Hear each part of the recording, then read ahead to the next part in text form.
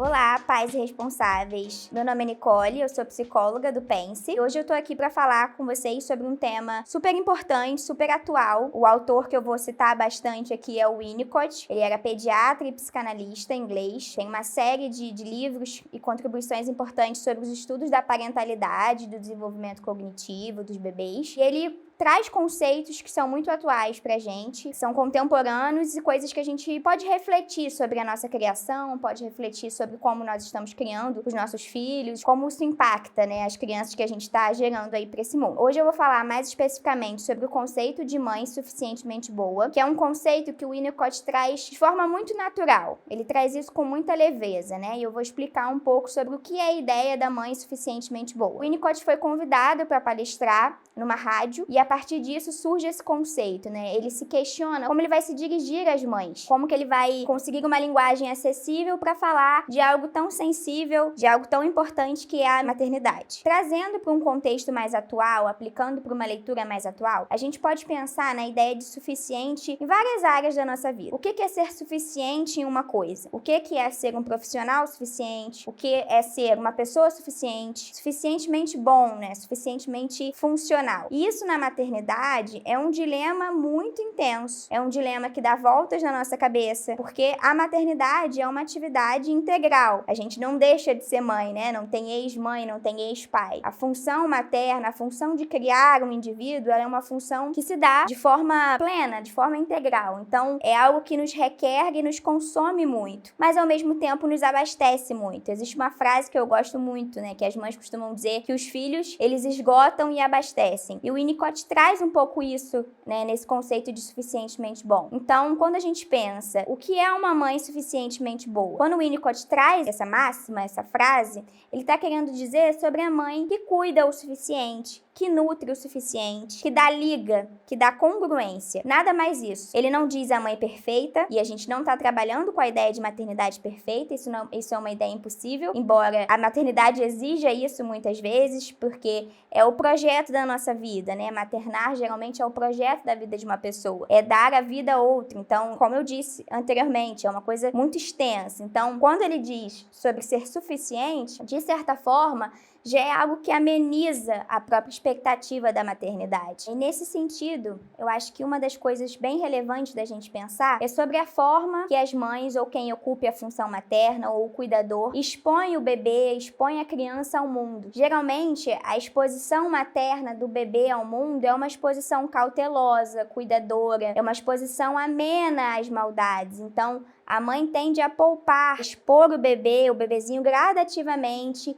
aos fenômenos naturais, aos dilemas sociais, às dores, aos sofrimentos. Isso é uma função em que a mãe se ocupa muito. E quando o Winnicott traz a ideia de suficientemente bom, é justamente essa dosagem, esse cuidado, essa fineza. As mães trazem, no trato da criança, do bebê. Esse recorte é muito sobre essa primeira infância, sobre essa relação mãe-bebê, sobre até a questão dos primeiros anos de vida da criança, até porque era a maior margem de observação dele na época, mas acho que a gente pode relativizar isso para uma ideia mais ampla, A gente, como eu disse antes, a gente nunca deixa de maternar, de certa forma, então a gente sempre está tentando poupar os nossos filhos, poupar de dores e sofrimentos. Esse é o ponto de estar ali, de ser suficiente para aquela criança, de nutrir afetivamente. Uma das coisas que eu acho que traz mais vitalidade, isso a psicologia diz, a pediatria diz, a medicina diz, para a criança é justamente essa nutrição afetiva, que é algo que é feito de forma muito natural pelas mães, de forma muito natural pelos cuidadores. É uma via muito afetiva das coisas. A coisa flui muito bem, tende a fluir muito bem. E a partir disso, a gente nota um melhor desenvolvimento,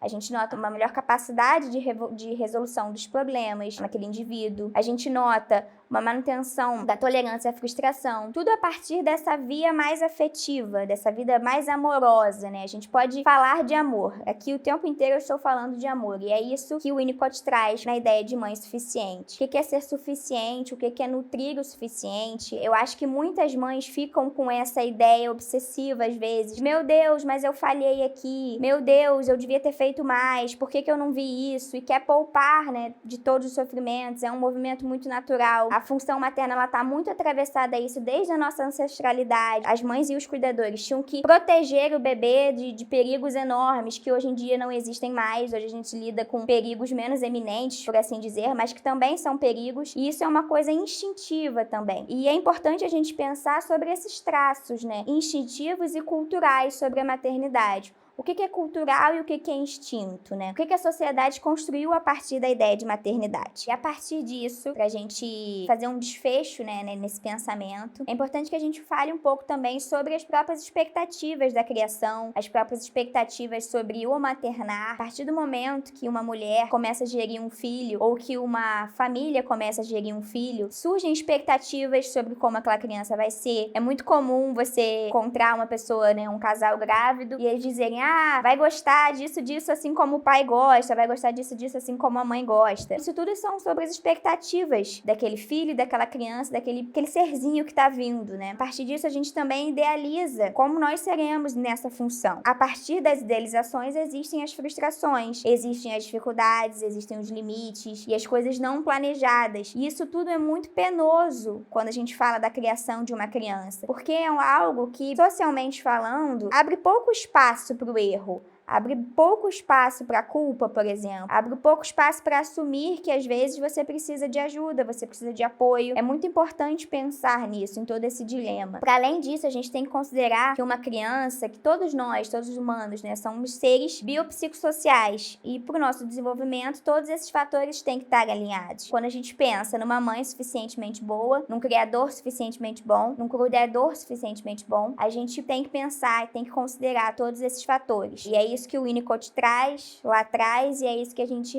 percebe hoje, atualmente, quando a gente fala de estudos sobre a parentalidade.